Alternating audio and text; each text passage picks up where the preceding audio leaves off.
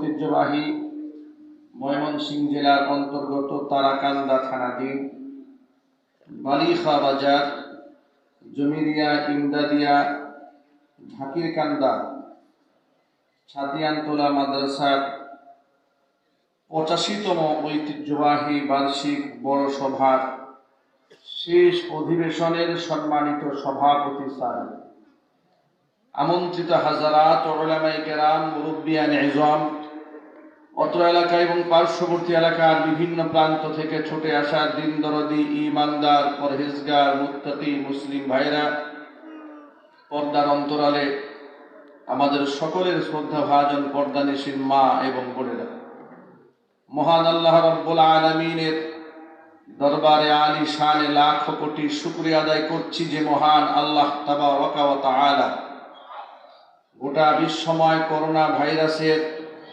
ছড়াছড়ি থাকার পরেও রহমতের চাদর দিয়ে নিরাপত্তার কোলে উঠিয়ে সুস্থতার নিয়ামত দান করে পৃথিবীর অগণিত অসংখ্য মানুষের ভিড় থেকে আমার আপনার মতো অযোগ্য নালায়েক গুনাহগার বান্দাদেরকে নির্বাচন করে দুনিয়ার মাটিতে নবী করিম সাল্লাল্লাহু আলাইহি ওয়াসাল্লামের ভাষায় বেহেশতের বাগানের মধ্যে উলামায়ে ইকরামের মাজলিসে কোরআন হাদিসের মাহফিলে বা ওয়াত বা আজমাত বা মোহাব্বত শামিল হওয়ার তৌফিক দান করেছেন এবং এত গভীর রজনী পর্যন্ত জেগে কোরআন শোনার তৌফিক আল্লাহ পাক আমাদেরকে দান করেছেন। এই জন্য আপনারা খুশি না বেজার? কম না বেশি? উচ্ছ্বসিত কণ্ঠে খুশি মনে মন প্রাণ উজাড় করে আল্লাহ সুবহানাহু ওয়া তাআলার শেখানো ভাষায় শুকরিয়া আদায় করছি। জবান ছেড়ে দিয়ে সকলে একযোগে বলছি আলহামদুলিল্লাহ। রব্বানা লাকাল হামদ হামদান কাসীরা তাইয়িবান মুবারাকান ফীহি রব্বানা লাকাল হামদু কামা ইয়ানবাগি লিজালালি ওয়াজহিকা ওয়া আযীমি সুলতানিকা। আল্লাহ রাব্বুল আলামিন আজকের এই ঐতিহ্যবাহী 85তম বড় সভাকে কবুল করুন। বাংলাদেশ স্বাধীন হয়েছে 50 বছর, আর এই বড় সভার বয়স হলো 85 বছর। এর মানে দেশ স্বাধীন হওয়ারও 35 বছর আগে থেকে এই মাহফিল চলে আসতেছে।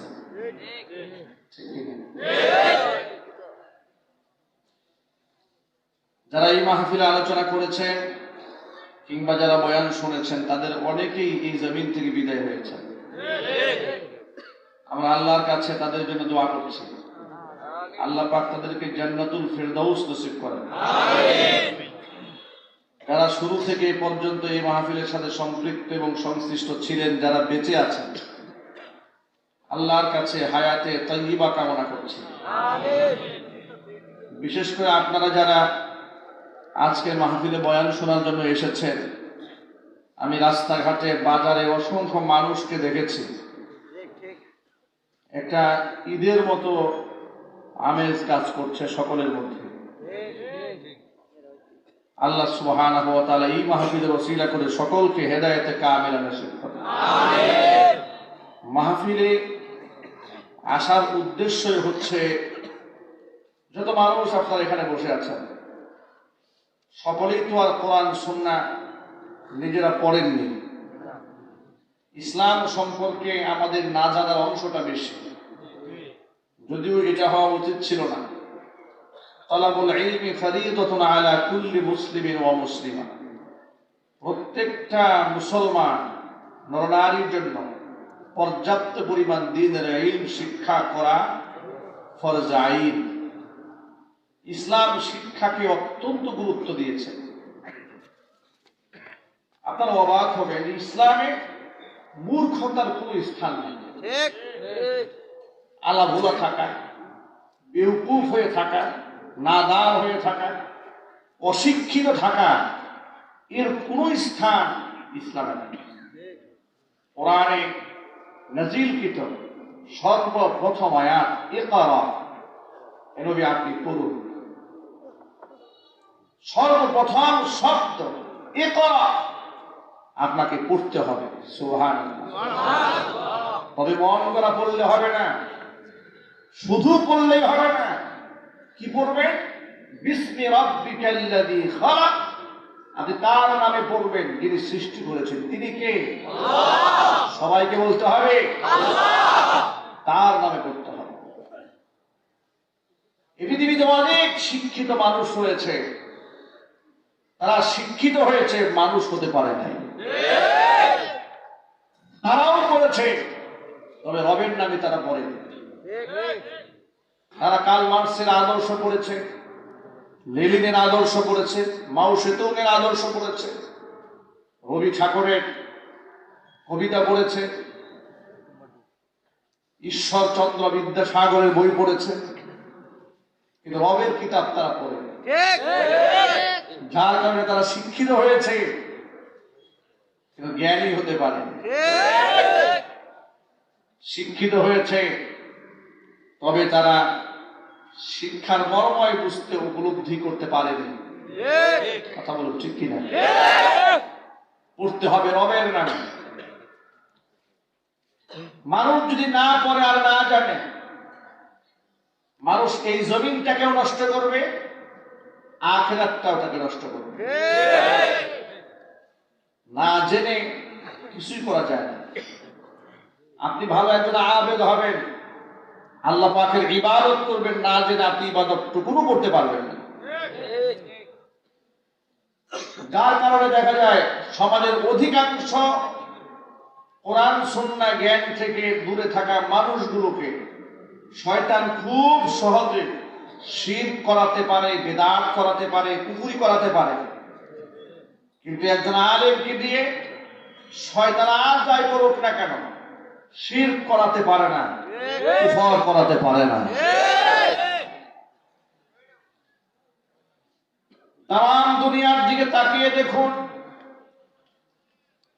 যত প্রকারের শিরিক রয়েছে, আল্লাহর সাথে, স্রষ্টার সাথে যারা শিরিক করে, তাদের আমলনামার দিকে তাকায় দেখুন, তাদের মধ্যে কোরআনের জ্ঞান নাই, হাদিসের জ্ঞান নাই, স্রষ্টা সম্পর্কে মৌলিক ধারণা তাদের কাছে নাই। যার কারণে বিপদে মুসিবতে পড়লে মাজারে সেজদা দেয়, কিন্তু মসজিদে যায় না। পীরের পায়ে সেজদা দিয়ে লম্বা সময় পড়ে থাকে, অথচ এই সেজদা দেওয়া দরকার ছিল আল্লাহর সামনে। মসজিদে গিয়ে তাড়াহুড়ো করে হয়তো সেজদা দেয়। আলেমরা যদি তার তীরের সাথে সেজদা দিতে বলেন, ধীর স্থিরের সাথে তাসবিহ পাঠ করতে বলেন, ব্যক্তি নারাজ হয়ে যায়। অল্প সময়ে হুটহাট করে মাথা উঠিয়ে ফেলে। কিন্তু মাজারের সামনে সেজদা দিয়ে সহজে মাথা উঠায় না। ভণ্ড পীরের সামনে মাথা ঠুকরাচ্ছে, মাথা উঠায় না, যতক্ষণ না পর্যন্ত পীর হাত দিয়ে ইশারা না দেয়। এই কাজগুলো যারা করছে, কোরআন সুন্নাহর জ্ঞান থেকে তারা অনেক দূরে, ঠিক কিনা? এই জন্য নিজেকে বাঁচাতে হলেও কোরআন সুন্নাহর জ্ঞানের বিকল্প কোনো রাস্তা নাই। আজকে যে ছেলেগুলো মাথার মধ্যে পাগড়ি নিয়েছে, অনেক ভাইদের তাদের সম্পর্কে ভুল ধারণা আছে, ভুল কনসেপ্ট রয়েছে। তারা মনে করেন মাদ্রাসায় যারা পড়াশোনা করছে, তারা এই কোরআনের মধ্যে আর কি আছে, এখানে ঝুলে ঝুলে পড়ে, তারা কি দিন দুনিয়া কিছু বোঝে? এটা অনেকেই ধারণা করেন, এমনকি উপহাস করে। এমন কথাও তো জাতি দায়িত্বশীলরা বলেছে, মাদ্রাসায় সবচেয়ে গবের ছাত্রদেরকে পড়ানো হয়। আবার কেউ উপহাস করে এমনও বলেছে, তোমাদের বাবা মা তোমাদেরকে পিটিয়ে পিটিয়ে মাদ্রাসায় পড়ে আলেম বানিয়েছে, আর আমি ঘরে বসে আলিম বা তাজা পড়েছি। ঠিক কিনা? এই কথাগুলো তারা কেন বলেছে জানেন? কোরআন সুন্নাহর ভান্ডার সম্পর্কে তারা এতটা জাহেল, এতটা নাদান। যে লোকটাই কথা বলেছে সে গর্ব করে বলেছে, আমি বিদেশ থেকে ডিগ্রি পেয়েছি, ব্যারিস্টারি করেছি, এই করেছি, সেই করেছি। অনেক ডিগ্রি নিয়েছি। এত ডিগ্রি নেওয়ার পরে যেই ব্যক্তি কোরআন সুন্নাহর জ্ঞানের সামান্যতম নমুনা সম্পর্কে আইডিয়াই নাই, আমি তো মনে করি মক্তবের ছাত্র যে অধম এই শিক্ষিত লোকটি। সে আলেমদেরকে তুচ্ছ তাচ্ছিল্য করেছে, আলেমদেরকে ব্যঙ্গ করেছে, উলামায়ে কেরাম সবার করেছেন, ধৈর্য ধারণ করেছেন। আসমানের মালিক আল্লাহ সুবহানাহু ওয়া তাআলার পক্ষ থেকে চূড়ান্ত ফয়সালা হয়েছে। এক মাস যেতে না যেতেই আলেমরা তার বিরুদ্ধে মিছিল করেন নাই, মিটিং করেন নাই, চুপ ছিলেন, নীরবতা পালন করেছেন। কিন্তু আসমানের মালিক আল্লাহ সুবহানাহু ওয়া তাআলা অ্যাকশন নিয়েছেন। তার দলের লোকেরা এখন তাকে মিডিয়ার সামনে জাতীয় স্তর হিসেবে ঘোষণা দিয়েছে। আরেক বেয়াদব নাফরমান দাম্ভিকতা প্রদর্শন করে ক্ষমতার অপব্যবহার দেখিয়ে আলেমদেরকে খেলা হবে বলে ডাক দিয়েছেন। মাসখানিক যেতে না যেতে এর কপালের মধ্যে জুতার বাড়ি লেগেছে। দেখেছেন নোয়াখালীতে তার নাম ধরে জুতার মিছিল হয়েছে। কথা বলেন ঠিক কিনা? পরিষ্কার শুনে রাখেন, আল্লাহ সুবহানাহু ওয়া তাআলা ধৈর্যশীল। আল্লাহর চেয়ে সবরকারী কেউ নাই জমিনে। তবে আল্লাহ সুবহানাহু ওয়া তাআলা কিছু কিছু ব্যাপারে ধৈর্য ধরেন না। তার বড় কিছু প্রমাণ আপনাদের সামনে দেই। কোরআন মাজিদে আল্লাহ পাক বলেন, ইন্নাল্লাযীনা ইউযুনাল্লাহা ওয়া রাসূলাহু লা'আনাহুমুল্লাহু ফিদ দুনিয়া ওয়াল আখিরাহ। নিশ্চয়ই যারা আমি আল্লাহ এবং আমার রাসূলকে যারা কষ্ট দেয়, তাদের জন্য আমি আল্লাহর পক্ষ থেকে দুনিয়াতে লানত, আখিরাতে লানত, অভিসম্পাদ দুনিয়াতে আছে, লাঞ্ছনা, গঞ্জনা, অপমান, বেইজ্জতির মালা তাদের গলার মধ্যে পড়বেই পড়বে। তারা যত বড় ক্ষমতাধরই হোক না কেন, ক্ষমতা দিয়ে তারা বেইজ্জতির মালা দূরে সরাতে পারবে না। অ্যাকশন আছে না নাই? আরো যদি বলেন আছে না নাই? মুসলিম উম্মার সাথে জাতীয়ভাবে আন্তর্জাতিক পর্যায়ে নাফরমানি করেছিল জর্জ ডব্লিউ বুশ। ক্ষমতায় থাকা অবস্থায় আল্লাহ পাক তাকে জুতা পিটা করেছে। ডোনাল্ড ট্রাম্প এই পাগলটাও নাফরমানি কম করে নাই।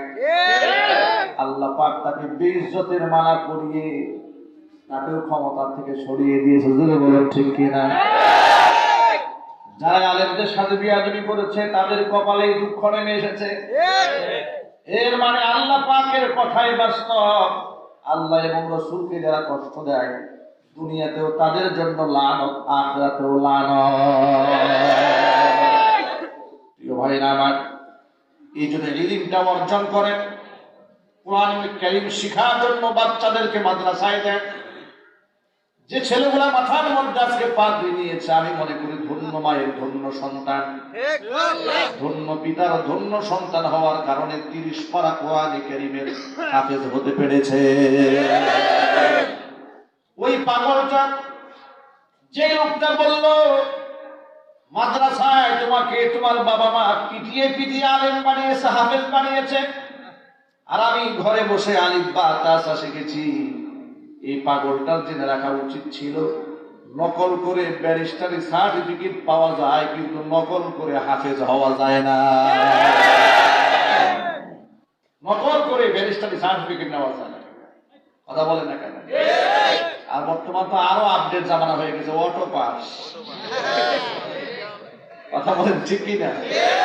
জামানা আরো উন্নত হয়েছে। ডাক্তারের কাছে জিজ্ঞেস করা হলো রোগীর হালাত কি, বহুত উন্নতি হয়েছে। কিরকম উন্নতি হয়েছে? আগে তো বাথরুমে গিয়ে টয়লেট করতে হতো, এখন বিছানায় করে। বহুত উন্নতি সাধন হয়েছে। অটো পাস হয়ে যাচ্ছে।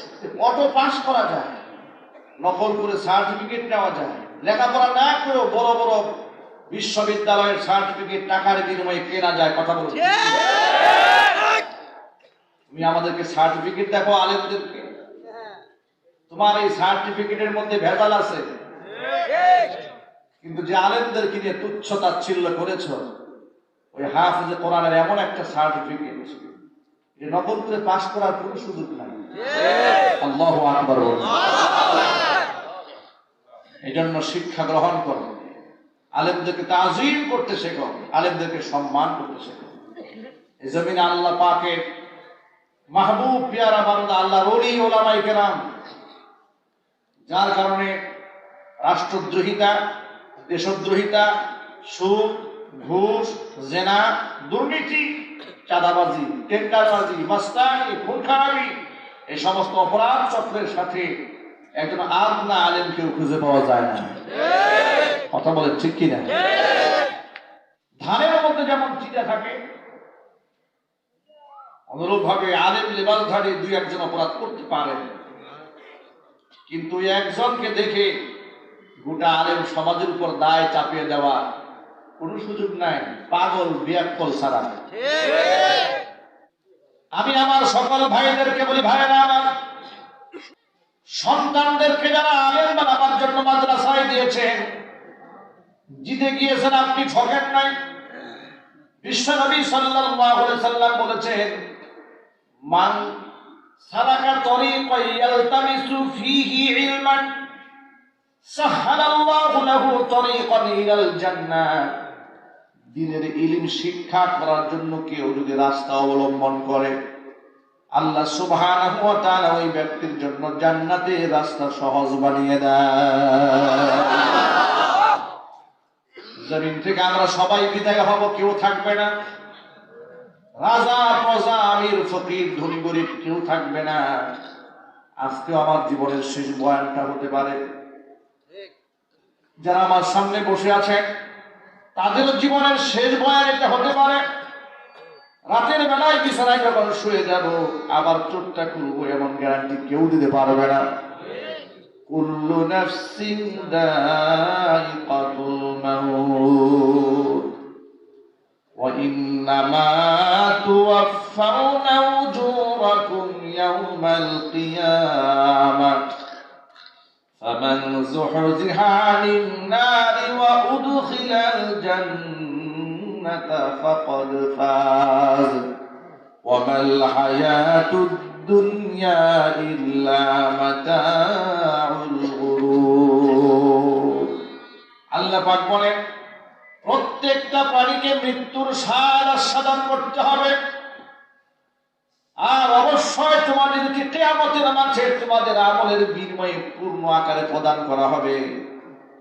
সেই দিন যাকে জাহান্নামের আগুন থেকে সরাইয়া দেওয়া হবে, ওয়া উদখিলাল জান্নাতা, জান্নাতে যাকে প্রবেশ করানো হবে, ফাকাদ ফাজ, ওই ব্যক্তি সফল হবে, আর বাদ বাকি সকল প্রত্যেকটা মানুষ বিফল হয়ে যাবে, তাদের জীবনটা ধ্বংসপ্রাপ্ত হয়ে যাবে।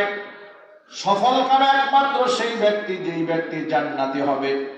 আল্লাহ পাক যেন আমাদের সকলকে জান্নাতবাসী হিসেবে কবুল করেন, যদি বলেন আমিন। কেউ আমরা জাহান্নামে যেতে চাই না, তার কারণ জাহান্নামের ভয়াবহতা। আল্লাহ নবী সাল্লাল্লাহু আলাইহি সাল্লাম বলেছেন, এত ভয়াবহ আগুন সেই জাহান্নামের আগুন। কোরআন মাজিদে আল্লাহ পাক বর্ণনা দিয়ে বলেন, কুল্লামা নাজিজাত জুলুদুহুম বাদদালনাহুম জুলুদান গায়রাহা লিয়াযুকুল আযাব। প্রতি সেকেন্ডে জাহান্নামের আগুনের তাপে মানুষের গায়ের চামড়া সেকেন্ডে 70 বার পুড়ে যাবে, আবার 70 বার চামড়া নতুন করে গজায় যাবে। আল্লাহ পাক বলেন, নাজিরাত জুলুদুহুম, কুল্লামা, যখনই চামড়াটা পুড়ে যাবে, আবার বাদদালনাহুম জুলুদান গায়রাহা, নতুন চামড়া বদলায় দেব। আবার চামড়া পুড়ে যাবে, আবার চামড়া বদলায় দেব, বারংবার চামড়া পুড়ে যাবে আর বদলায় দেব। এমন ভয়াবহ সাজার সম্মুখীন মানুষদেরকে হতে হবে। প্রিয় ভাইরা আমার, ওই জাহান্নামের আগুন থেকে বেঁচে যেই ব্যক্তি জান্নাতে যেতে পারবে, সেই ব্যক্তি সফল কাম হবে। এই জন্য আমাদের মিশন হচ্ছে জাহান্নামের আগুন থেকে বাঁচা। যত মানুষ জাহান্নামের আগুনে পড়বে, তাদের কারণ সম্পর্কে কোরআন মাজিদ আল্লাহ পাক বলেন জাহান্নামে কারা কারা যাবে। ইয়াতাসাআলুনা আনিল মুজরিমিন, অপরাধীদেরকে জিজ্ঞেস করা হবে মা সালাকাকুম ফি সাকার, কোন অপরাধে তোমরা জাহান্নামে এলে? তখন জাহান্নামীরা জবাব দিয়ে বলবে ক্বালু লাম নাকু মিনাল মুসাল্লিন, জমিনে নামাজি ছিলাম না, নামাজ পড়ি না, এই জন্য জাহান্নামে এসেছি। ভালো করে শোনেন, কেন মানুষ জাহান্নামে যাবে? এক নাম্বার কারণ লাম নাকু মিনাল মুসাল্লিন, নামাজ পড়ি না এই জন্য জাহান্নামে হয়েছি। ওয়ালাম নাকু নুতিমুল মিসকিন, এতিম মিসকিনকে খাবার দেই না এই জন্য জাহান্নামে হয়েছি। ওয়া কুন্না নাখুদু মাআল খাইদিন, উপহাসকারী যারা, ঠাট্টা বিদ্রুপকারী যারা আছে তাদের সাথে আমরাও সঙ্গ দিয়েছি। নবীকে যারা উপহাস করেছে, সাহাবীদেরকে যারা ব্যঙ্গ বিদ্রুপ করেছে, বর্তমান জমানার মধ্যে আলেমদেরকে যারা বিদ্রুপ করে আর তাদের সঙ্গ যারা দেয়, আলেমদেরকে বিদ্রুপকারী সঙ্গ প্রদানকারী ব্যক্তিরাও জাহান্নামী হবে। প্রিয় ভাইরা আমার, এই আয়াতগুলো থেকে এই কথা স্পষ্ট হয়ে যায় বেনামাজিরা জান্নাতি না জাহান্নামী? জাহান্নামী। সবাই একটু বলতে হবে বেনামাজিরা জান্নাতি না জাহান্নামী? বেনামাজিরা জাহান্নামী হবে। এই জন্য যত ভাইরা এসেছেন, এক নাম্বার মেসেজ আজকের বয়ান থেকে, আমরা কেউ বেনামাজি থাকবো না ইনশাআল্লাহ। শুধু আমরা নই, আমাদের পরিবারের স্ত্রী, আমাদের কন্যা, আমাদের ছেলে, আমাদের মেয়ে, তারাও যেন জাহান্নামের আগুনে না পড়ে যায়, তাদের যেন বেহেশতি হতে পারে। এই জন্য নামাজ নিজে পড়বো, ঘরের মধ্যেও নামাজ আমি কায়েম করবো। রাজি আছেন ইনশাআল্লাহ? কারা কারা রাজি আছেন তো হাত দেখতে চাই। মনে থাকবে কথাটা? কারণ হচ্ছে কোরআন মাজিদ আল্লাহ পাক বলেন ইয়া আইয়ুহাল্লাযীনা আমানু কু আনফুসাকুম ওয়া আহলিকুম নার, এই বান্দারগণ নিজেদেরকে জাহান্নামের আগুন থেকে বাঁচাও, পরিবারের সদস্যদেরকে জাহান্নামের আগুন থেকে বাঁচাও।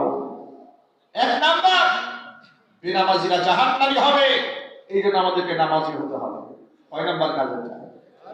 নামাজ এমন একটা ইবাদত, কেউ যদি নিয়মিত হক আদায় করে, সঠিকভাবে নামাজ আদায় করে, আল্লাহ সুবহানাহু ওয়া তাআলা শুধু পরকালে জাহান্নাম থেকে মুক্তি দিবেন তা নয়, এই দুনিয়ার অশ্লীলতা, দুনিয়ার বাজে সমস্ত কাজ থেকে নামাজের গুণে আল্লাহ পাক তাকে বাঁচায় দেবেন।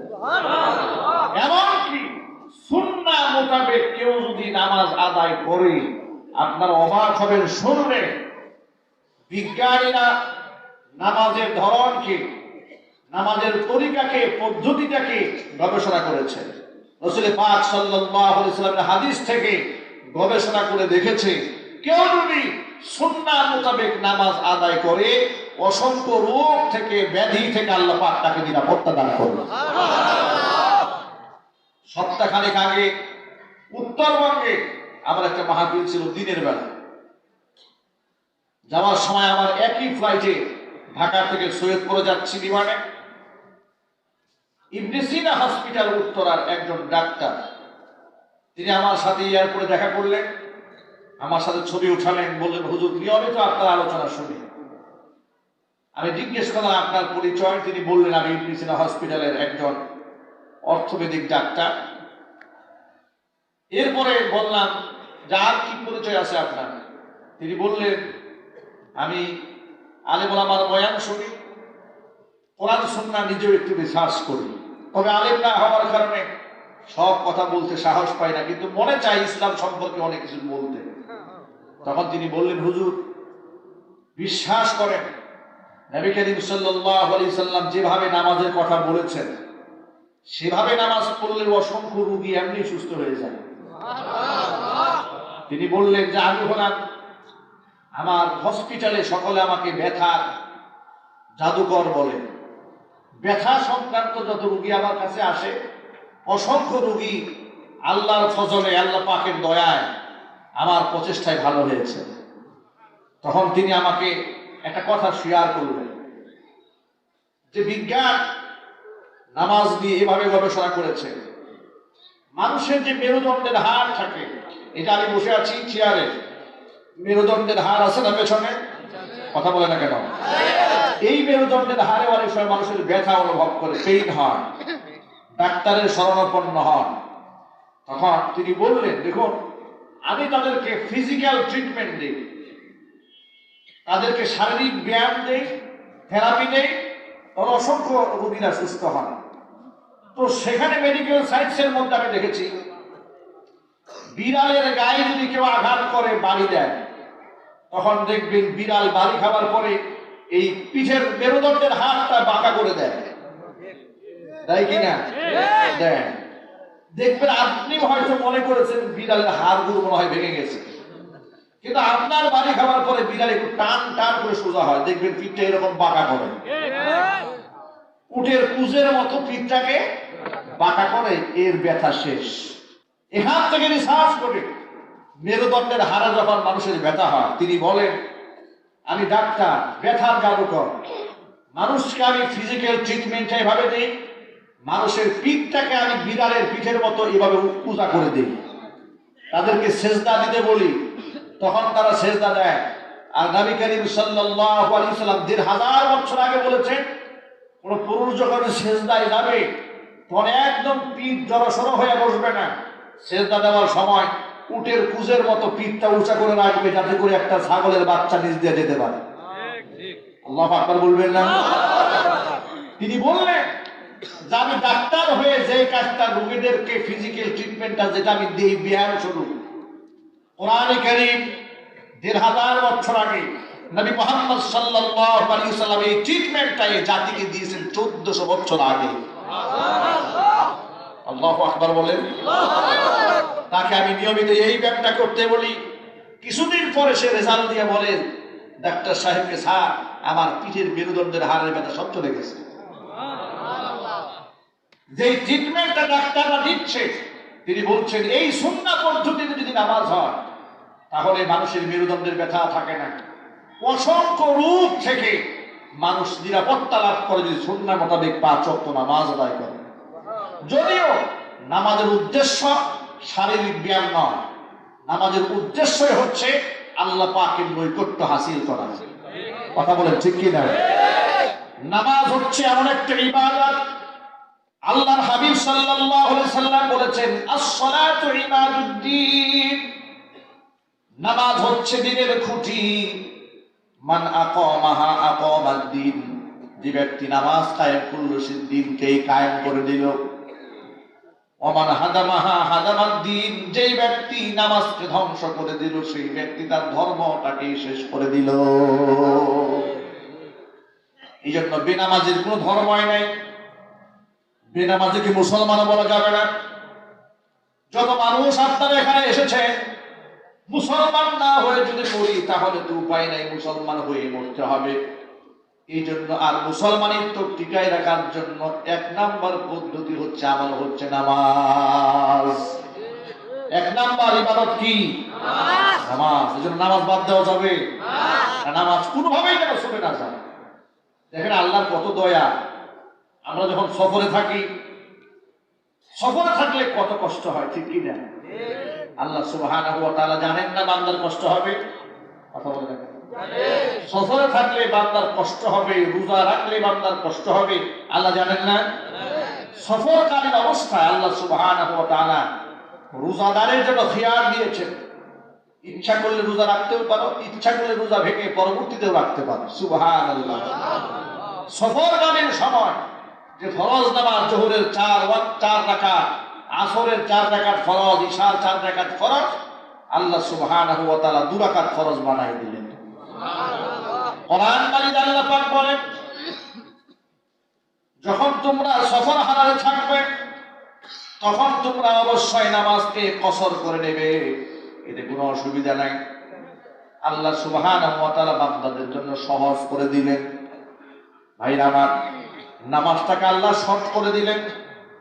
আবার যদি দাঁড়িয়ে নামাজ পড়তে কষ্ট হয়, আল্লাহ পাক বলেন বসে পড়ো, বসে পড়ো। যদি কষ্ট হয় শুয়ে পড়ো।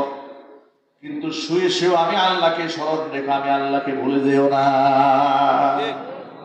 তুমি আমাকে ভুলে যেও না, কোনো ক্রমেই তুমি আমাকে ভুলে যেও না। আল্লাহ সুবহানাহু ওয়া তাআলা সব সময় আল্লাহ পাককে স্মরণ রাখতে বলেছেন। সিজদা নামাজের গুরুত্বপূর্ণ একটা অংশ। এই ইবাদতের ব্যাপারে আল্লাহ পাক তার রাসূলকে বলেছেন ওয়াসজুদ ওয়াক্তারিব, হে নবী আপনি সিজদা দেন আর আমার নিকটবর্তী হয়ে যান। মানুষ যত লম্বা সময় আল্লাহ পাকের সিজদায় পড়ে থাকে ততটা সময় ওই বান্দার সামনে আল্লাহর সামনে কোনো পর্দাই থাকে না। আরো আস্তে সুবহানাল্লাহ বলুন। মা আয়েশা সিদ্দিকা রাদিয়াল্লাহু তাআলা আনহা বলেন, আল্লাহর নবী ফরজ নামাজ তো পড়তেনই, তাহাজ্জুদের নামাজে এত লম্বা সিজদা তিনি দিতেন, মাঝে মাঝে সিজদায় এত লম্বা সময় থাকতেন, আমি মনে মনে ভয় পেতাম তিনি কি বেঁচে আছেন না মরে গেছেন। শেষ পর্যন্ত জিন্দা না মুর্দা টেস্ট করার জন্য পায়ের মধ্যে আঙ্গুল দিয়ে নখ দিয়ে চিমটি কাটতাম, যদি পা নড়াচড়া দিত বুঝতাম তিনি বেঁচে আছেন। ভাবতে পারেন সেই সিজদাটা কেমন সিজদা ছিল। স্ত্রী যদি মনে করে স্বামী মারা গেল কিনা এই সিজদায় পড়ে, তাহলে সেই সিজদাটা কত লম্বা সিজদা ছিল। আর আজকে সিজদার মধ্যে আমাদের তাড়াহুড়ো, ঠিক কিনা? যত ভাইরা এখানে এসছে আজকে এই সবকটা সবার জন্য। শুধু নামাজ পড়বো না, তা'দীল আর কান রক্ষা করব, তার তিলের সাথে তিলাওয়াত করব, ধীর স্থিরের সাথে রুকু এবং সিজদা করব। আমরা বলি ইনশাআল্লাহ। তাড়াহুড়া করব? জোরে বলে তাড়াহুড়া করব? তাড়াহুড়া করা যাবে না, এদিক সেদিক তাকানো যাবে না। নামাজে অনেক মুসল্লি আছে বেখবর, নামাজ পড়ে ঠিক কোন দিকে তাকায় নিজেও জানে না, ফ্যান গুনে কয়বার ঘুরে, ঠিক কিনা? ইমাম সাহেব কি করে, উনি সব খবর রাখেন, কোন মুসল্লি কি করেছে তার সব খবর তার কাছে আছে। উনি ইন্টারনেট নিয়ে আমার হয় মসজিদে ঢুকে, নেটওয়ার্ক সব তার কাছে থাকে না। নামাজে যখন আপনি ঢুকবেন, নামাজে যখন দাঁড়াবেন, আল্লাহ সুবহানাহু ওয়া তাআলার সামনে আমি থাকবে, অমনোযোগী থাকবে না, অমনোযোগিতা থাকবে না। বেনামাজিদের জন্য যেমন জাহান্নাম, কিছু নামাজির জন্য জাহান্নাম। এটা কোরআনে লেখা আছে। কোরআন মাজিদের মধ্যে আল্লাহ পাক বলেন, ফাওয়াইলুল লিল মুসাল্লিনা আল্লাযীনা হুম আন সালাতিহিম সাহুন الذين هم يراءون ويمنعون الماعون। ওই নামাজের জন্য জাহান্নাম। কে বলছেন? আল্লাহ। জোরে বলেন আল্লাহ। কার জন্য জাহান্নাম? কার জন্য? নামাজের জন্য। এতক্ষণ তো শুনলেন বেনামাজির জন্য জাহান্নাম, এখন আল্লাহ নিজেই বলছে নামাজের জন্য জাহান্নাম। ওই নামাজি, যে নামাজি তার নামাজ থেকে গাফেল, নামাজ পড়ে কিন্তু নামাজে তার মন নাই, আছে না নাই? আল্লাযীনা হুম আন সালাতিহিম সাহুন, হেলে ধরে নামাজ পড়েন, এদিক সেদিক তাকায়, তাড়াহুড়া করেন, জামা ঠিক করেন, হাতা ঠিক করেন, ডান বামে দেখে ঘড়িতে কয়টা বাজে সেটাও নামাজের মধ্যে খেয়াল করেন। ইমাম সাহেব কয়বার তাসবিহ পড়লেন সেই খবর নাই, নিজে পড়লো কিনা খবর নাই, আছে না নাই? এইরকম বেখবর নামাজি যারা, নামাজের মধ্যে যাদের মন নাই, আল্লাহ পাক বলেন ওই রকম নামাজির জন্য জাহান্নাম। আবার যে সমস্ত নামাজিরা আল্লাযীনা হুম ইউরাউন, আমি আল্লাহর জন্য নামাজ পড়ে না, নামাজ পড়ে মানুষদেরকে দেখাবার জন্য নামাজি, আছে না নাই? এইরকম নামাজিদের উদাহরণ দিয়ে আমি অনেক সময় এভাবে বলি, সারা বছর নামাজ পড়ে না, ঈদের নামাজ অনেক সময় যায় না, জুমার মসজিদে আসে না, নির্বাচন যখন আসে পাকা নামাজি, সাদা ধবধবে জামা পরেছে, মাথার মধ্যে টুপি লাগিয়েছে, এবার মসজিদে মসজিদে যায় আর মুসল্লিদেরকে সালাম দেয়, রাস্তাঘাটেও সালাম দেয়। নির্বাচন আসলে সালাম কাকে বলে, কত প্রকার কি কি, পাগল ছাগল কাউকে বাদ দেয় না সালাম দিতে, জোরে বলুন ঠিক কিনা? সালাম দিতে দিতে অন্ধকার রজনীতে দিয়ে আসসালামু আলাইকুম, এখন সালামের জবাব আসে না, চিন্তা ভাবনা করলো, সারাদিন সালাম দিলাম, সবাই জবাব দিলে, জবাব আসে না কেন? খাদেম দৌড়ে সামনে গিয়ে দেখে স্যার কারে সালাম দিতে, তো খেজুর গাছ। অন্ধকার রাতে সালামের ঠেলা কত, উনার সাথে দেখাই করা যায় না, উনার পিএস, উনার বডিগার্ড, উনার অ্যাসিস্ট্যান্ট, এগুলোর জ্বালায় ওনার সাথে সাক্ষাৎ করা যায় না পাশ করার পরে। আর পাশ করার আগে ওনার দশা হচ্ছে সালাম দিতে দিতে অস্থির করে ফেলে। জোরে কর ঠিক কিনা? লোকেরা মনে মনে চিন্তা করে, তো হয়তো উমরের উত্তর শুরু চলে আসছে, এটা আমাদেরকে মোয়ানাকা করে, আমাদের খোঁজ খবর নেয়। এই সমস্ত ব্যক্তিরা নামাজ পড়ে আল্লাহর জন্য পড়ে না, মানুষকে দেখাবার জন্য পড়ে। জোরে কর ঠিক কিনা? সবাইকে এক পাল্লায় আমি মাপি না, সবাই এক পাল্লায় না। কিছু মানুষ হচ্ছে সারা বছর নামাজ পড়ে, জনসেবা করে, মসজিদ মাদ্রাসার সাথে সুসম্পর্ক রাখে, আছে না? না, এই ভালো মানুষও আছে, কিন্তু সেই ভালো মানুষের সংখ্যাটা খুবই কম। আমি আমার সকল ভাইদেরকে বলি, ভাইয়েরা আমার, বেনামাজির জন্য যেমন জাহান্নাম, নামাজিদের জন্য জাহান্নাম। যে সমস্ত নামাজিরা নামাজের মধ্যে বেখেয়াল থাকে, উসমান রাদিয়াল্লাহু তাআলা আনহুর নাম শুনেছেন আপনারা? উসমান গনি নূরাইন রাদিয়াল্লাহু তাআলা আনহু খুব লম্বা মানুষ ছিলেন। তিনি যখন নামাজে দাঁড়াতেন, উড়ন্ত পাখি তার মাথার মধ্যে এসে বসে যেত। একটুখানি ভাবেন, একটা জিন্দা মানুষ নামাজে দাঁড়িয়ে আছে, তার মাথার মধ্যে পাখি বসে পড়েছে। কতটা ধীর স্থির একটা মানুষ থাকলে একটা পাখি মাথায় বসতে পারে? আমার মাথায় বসবে? আপনার মাথায় বসবে? আমাদের গায়ে পাখি বসবে, মশায় তো বসে সাহস পায় না। মশা মনে মনে ভাবে, এই লোক তো সেই লোক, নামাজ বাদ দিয়ে কথা পিছাই দিবে আমাকে।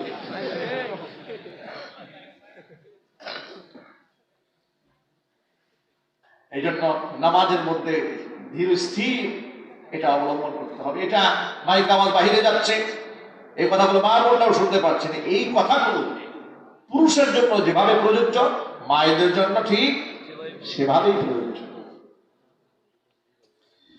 এই জন্য বেনামাজিরা জাহান্নামে যাবে। বেনামাজিরা শুধু জাহান্নামে যাবে না, হাসরের ময়দানে মারাত্মক ভাবে লাঞ্ছিত হবে, অপমানিত হবে। ইয়াউমা ইউদআউনা ইলাস সুজুদি ফালা ইস্তাতিউন। হাসরের মাঠে আল্লাহ পাক বলবেন, বান্দারা, জমিনে যারা আমাকে সিজদা দিয়েছো তারা আজকে আমাকে সিজদা দাও। নামাজি যারা ছিল তারা সকলে আল্লাহর সিজদায় পড়ে যাবে। বেনামাজি যারা আছে তারা মনে মনে ভাববে, সিজদা যদিও আল্লাহকে দুনিয়াতে না দিয়েছে, তরিকা তো ঠিকই জানা আছে, সিজদা দেওয়ার জন্য তারা প্রস্তুতি নেবে। কিন্তু তাদের এই কমরটা বাঁকা হবে না, এই পেন্ডুলিটা ভাঁজ হবে না, এটা এরকম স্ট্রেট হয়ে থাকবে। ইয়াউমা ইউকশাফু আন সাকিন ওয়া ইউদআউনা ইলাস সুজুদি ফালা ইস্তাতিউন। এই পায়ের পেন্ডুলি এটা ভাঁজ হবে না, স্ট্রেট হয়ে যাবে, কমরটা ভাঁজ হবে না, ওরা সিজদা দিতে পারবে না। এত অপমানিত হবে, এত লাঞ্ছিত হবে ওরা বেনামাজিরা। এই জন্য ভাইরা আমার, অনেক ভণ্ড পীর বাংলাদেশে আছে, তাদের কাছে গেলে নামাজ পড়া দরকার হয় না, আছে না নাই?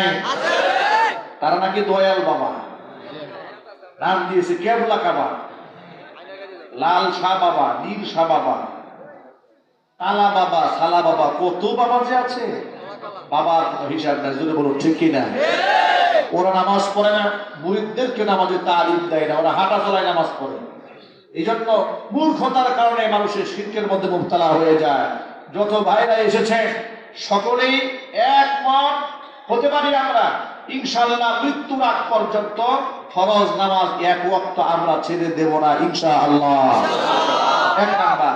দুই নাম্বার, আমরা পুরুষ যারা আছি মসজিদে জামাতের সাথে গিয়ে নামাজ আদায় করবো, ইনশাআল্লাহ। মা বোনরা যারা আছেন অবশ্যই ঘরের মধ্যে তারা নামাজ আদায় করবেন, কারণ মা বোনদের জন্য নামাজের সর্বোত্তম জায়গা হচ্ছে তাদের ঘর, ঠিক কিনা? এক নাম্বার। বেনামাজিরা জাহান্নামে যাবে, এই জন্য আমরা বেনামাজি হব না, আমরা নামাজি হব। দুই নম্বর, মানুষ কেন জাহান্নামী হবে? তারা বলবে, লাম নাকু মিনাল মুসাল্লিনা ওয়া লাম নাকু নুতইমুল মিসকিন। মিসকিন অসহায়দেরকে আমরা খাবার দেই না, অসহায় মানুষ যদি আমার কাছে হাত বাড়ায় তাদেরকে আমি খালি ফিরাই দেব না। কিয়ামতের মাঠে আল্লাহ পাক বান্দাদেরকে বলবে, বান্দারা আমি আল্লাহ ক্ষুধার্ত ছিলাম, তুমি আমাকে খাবার খাওয়াও নাই। আমি আল্লাহ তৃষ্ণার্ত ছিলাম, তুমি আমাকে পানি পান করাও নাই। বান্দা বলবে, রব্বুল আলামিন, তুমি তো রব্বুল আলামিন, তুমি তো খাও না, তোমাকে কেমনে খাওয়াবো? তুমি তো পান করো না, কেমনে তোমাকে পান করাবো? আল্লাহ পাক বলবেন, জমিনে আমার অসংখ্য তৃষ্ণার্ত বান্দা বান্দীরা ছিল, তাদেরকে তুমি যদি পান করাতে আমি আল্লাহকে পান করানো হয়ে যেত। এই জমিনের মধ্যে আমার অসংখ্য বান্দা বান্দীরা ছিলেন যারা ক্ষুধার্ত ছিল, ওই সমস্ত বান্দা বান্দীদেরকে খাবার খাওয়ালে আমি আল্লাহকে খাবার খাওয়ানো হয়ে যেত। জোরে কোন সুবহানাল্লাহ। অসহায় মানুষ যারা আপনাদের কাছে হাত পাতে তাদেরকে সাহায্য করবেন, বিধবা নারীকে সাহায্য করবেন, ইয়তীমকে সাহায্য করবেন, বিধবাকে খুঁটা দেবেন না। গ্রামগঞ্জে বিধবা মহিলাকে দারুণভাবে অবহেলা করা হয়, তাদেরকে অনেক গালিগালাজ করা হয়। অনেক মহিলারা বিধবা মহিলাকে বলে, এই মেয়েটা, এই মহিলাটা অল্প বয়সে স্বামী হারিয়েছে, এটা একটা অলক্ষণীয় মহিলা। নাউযুবিল্লাহি মিন যালিক। উত্তরবঙ্গ থেকে আমার এক কাছের মানুষ আমাকে ফোন দিয়ে বলেছে, তাদের এলাকাতে এক নারীর বিবাহ হয়েছে, দীর্ঘদিন হয়েছে, তার বাচ্চা হয় না। এলাকার মধ্যে তারা রব উঠিয়ে দিয়েছে, এই মহিলা হচ্ছে অলক্ষণীয় মহিলা, কুলক্ষণীয় মহিলা, সাত সকালে তার চেহারা দেখলেও নাকি অমঙ্গল হবে। নাউযুবিল্লাহি মিন যালিক। এই ধরনের আকীদা বিশ্বাস হচ্ছে শিরকি আকীদা, এগুলো কাফের মুশরিকদের আকীদা, জাহিলি জামানার লোকদের আকীদা। কোন মুসলমান আকীদা এমন হতে পারে? সন্তান দেওয়ার মালিককে আরো জোরে বলেন, না দেওয়ার মালিককে আল্লাহ। আল্লাহ যদি চান দিতে পারে, আল্লাহ যদি না চান নাও দিতে পারে। যদি আল্লাহ পাক দেন আমি শুকরিয়া আদায় করবো, না দিলে আমি ধৈর্য ধারণ করবো, আমি নিরাশ হবো না, কাউকে তুচ্ছ করবো না, তাচ্ছিল্য করবো না, খাটো করবো না। পারলে বিধবাকে সাহায্য করেন, অসহায় মহিলাকে সাহায্য করেন। আল্লাহ নবী বলেছেন, as-sa'i 'alal armilati wal masakin কাল মুজাহিদি ফি সাবিলিল্লাহ। কোন ব্যক্তি যদি কোন ইয়তীমকে সাহায্য করে, কোন বিধবাকে কেউ যদি সাহায্য করে, আল্লাহর রাস্তায় জিহাদ করলে যে সওয়াব হতো বান্দার আমলনামায় আল্লাহ জিহাদের সওয়াব লিখে দেয়। ইতিম মিসকিনকে কেউ যদি সাহায্য করে, সারা রাত একটানা তাহাজ্জুদের নামাজ পড়লে যে সওয়াব হতো বান্দার আমলনামার মধ্যে আল্লাহ তাহাজ্জুদের সওয়াব লিখে দেয়। ইতিম মিসকিনকে সাহায্য করলে সারা বছর ব্যাপী কোন ব্যক্তি যদি রোজা রাখে, নফল রোজা রাখে, যে সওয়াব হয় বান্দার আমলনামায় আল্লাহ পাক সেই সওয়াব লিখে দেয়। গরিবরা বিপদে পড়লে যখন হাত বাড়ায়, মানুষ সাহায্য করে না, কিন্তু সুদের টাকা দেওয়ার জন্য উন্মুখ হয়ে থাকে। এই সুদ মনে হয় ফুলপুরে ঢুকে না এখনো, তারা কারণে সুদ আছে নাকি? সুদের ব্যবসা করে। সুদ এটা এত জঘন্য গুনাহ, এই সুদ খেয়ে কেউ যদি মারা যায়, ঈমান হারা হয়ে মারা যাবে। তওবা না করে যদি মারা যায়, ঈমান নষ্ট হয়ে মারা যাবে। কারণ সুদখোরের ফরজ, ওয়াজিব, সুন্নাত, নফল কোনো আমল আল্লাহর কাছে কবুল হয় না। সুদ খাওয়ার ব্যাপারে নবী করিম সাল্লাল্লাহু আলাইহি সাল্লাম বলেছেন, সুদ খাওয়া মানে হচ্ছে নিজের মায়ের সাথে জিনা করা। সুদ খাওয়া মানে হচ্ছে আল্লাহ এবং রাসূলের সাথে যুদ্ধ করা। এমন ভয়ঙ্কর কথা শোনার পরে কোনো মুসলমান সুদ খাইতে পারে না? সুদ খাওয়া যাবে না। তবে হ্যাঁ, একটা মাসআলা শুনে নেন। এমন বিপদগ্রস্ত ব্যক্তি জীবন বাঁচাবার তাগিদে উপায়ন্তর না পেয়ে মানুষের কাছে সাহায্য চেয়েছে, সাহায্য পায় না। এলাকার সমাজপতিরা যাকাতের টাকা দেয় না। জীবন বাঁচাবার তাগিদে বিপদ থেকে উদ্ধার হওয়ার জন্য সেই ব্যক্তি যদি বিপদগ্রস্ত হয়ে সুদের টাকা নেয়, তাহলে সে গুনাহগার হবে না, কারণ সে দিতে বাধ্য হয়েছে। গুনাহগার হবে সেই ব্যক্তি যে তাকে সুদ দিয়েছে, সাহায্য করে নাই। গুনাহগার হবে এই সমাজ ব্যবস্থা যারা যাকাত ভিত্তিক অর্থ ব্যবস্থা পরিচালনা করে মানুষদেরকে হারাম থেকে বাঁচাতে পারে নাই। এই জন্য সমাজের সমস্ত ধনীরা যারা যাকাত দেয় নাই, তারাই এই গুনাহের মধ্যে জর্জরিত হয়ে যাবে। অসহায় মানুষদের পাশে গিয়ে দাঁড়ান। ইসলাম তো আমাদেরকে এমন একটা ধর্ম উপহার দিয়েছে, নামাজ, রোজা, হজ, যাকাতের সাথে সাথে বিপদগ্রস্ত মানুষকে সাহায্য করাটা ইবাদতের মধ্যে শামিল করে দিয়েছে। আল্লাহর নবী এক হাদিসের মধ্যে বলেন, কোন ব্যক্তি যদি বিপদগ্রস্ত এক ভাইকে সাহায্য করার জন্য এগিয়ে যায়, আমি নবী মুহাম্মদ সাল্লাল্লাহু আলাইহি সাল্লামের মসজিদে নববীতে 1 বছর ইতিকাফ করলে যেই সওয়াব হতো তার থেকে বেশি সওয়াব আল্লাহ আমলনামায় লিখে দেয়। এই জন্য কথাগুলো মনে থাকবে ইনশাআল্লাহ। আজকের আলোচনা আমাদের 1 নম্বরের সবক, আমরা বেনামাজি হব না, আমরা নামাজি হব ইনশাআল্লাহ। বলে 1 নাম্বার। 2 নাম্বার সবক হচ্ছে এই দাওয়াতটা আমরা বাড়িতে আমার স্ত্রী সন্তানদের কাছে পৌঁছে দেব। 3 নাম্বার, নামাজ পড়বো কার খুশির জন্য? এবং নামাজ পড়বো খুব তাড়াহুড়া করে নাকি একদম ধীর স্থির ভাবে? 3 নাম্বার। 4 নাম্বার, বিপদগ্রস্ত এতিম অসহায়ের পাশে গিয়ে দাঁড়াবো। আমরা বলি ইনশাআল্লাহ, যদি জাহান্নাম থেকে বাঁচতে চাই। 3 নাম্বার কারণ জাহান্নামে যাওয়া, অকুন্না নাকুযু মাল খায়িদিন, উপহাসকারী, আলেমদেরকে নিয়ে বিদ্রুপকারী, ইসলাম নিয়ে বিদ্রুপকারী, দাড়ি টুপি নিয়ে বিদ্রুপকারী সমাজে আছে না একটা গ্রুপ? কথা বলে, এদের সাথে সম্পর্ক রাখা যাবে? যদি বলে ভালোবাসা রাখা যাবে, মহব্বত রাখা যাবে? ওই রকম লোকে যদি নির্বাচন করে যে আলেমকে গালি দেয়, তাকে ভোট দেওয়া যাবে না। তার সাথে টোটাল সম্পর্ক ছিন্ন করতে হবে। ইসলাম বিদ্বেষীদের সাথে, আলেম বিদ্বেষীদের সাথে, কোরআন বিদ্বেষীদের সাথে কোনো মুসলমানের সম্পর্ক থাকতে পারে না। এই কথাগুলো যদি আমরা ফর্মুলা যদি ফলো করি, তাহলে ইনশাআল্লাহ আল্লাহ পাকের গজব থেকে আমরা জমিনেও নিরাপত্তা পাবো, পরকালে জাহান্নামের আগুন থেকে আমরা নিজেদেরকে বাঁচাতে পারবো। আল্লাহ সুবহানাহু ওয়া তাআলা যেন সেই তৌফিক আমাদের সকলকে দান করেন। সকলে জোরে বলুন আল্লাহুম্মা আমিন। ভাইরা, অনেক রাত 1:45 বাজে, এখন আমি আলোচনার সামনে বাড়াবো না। আল্লাহ পাক আজকে কথাগুলো আমার কথা তৌফিক দান করেন। আমার লিখিত একটা বই এসছে বাজারে, দেশ বিদেশের অসংখ্য ভাইরা বোনেরা বিভিন্ন ব্যাপারে আমাকে প্রশ্ন করেন। অনেক মা বোনরা ফোন দেন, যাদের প্রশ্নের জবাব মোবাইলে কিংবা মেসেঞ্জারে দেওয়া সম্ভব নয় বিধায় কোরআন এবং হাদিসের ফিকহের কিতাবের রেফারেন্স সহ কিতাবটি রচনা করা হয়েছে। স্টেজে বইগুলো আছে। মোনাজাত হয়ে যাওয়ার পরে যদি প্রয়োজন মনে করেন নিজেরা পড়ার জন্য কিংবা মা বোনদেরকে হাদিয়া দেওয়ার জন্য, আপনারা একটা করে কপি বই আপনারা গ্রহণ করতে পারেন। মাত্র 100 টাকা করে কপির দাম। যদি সুযোগ হয় আপনারা গ্রহণ করতে পারেন। বাদ বাকি কপিগুলো গাড়িতেও আছে, সুযোগ হলে নিতে পারেন। আল্লাহ পাক আমাদেরকে কবুল করেন।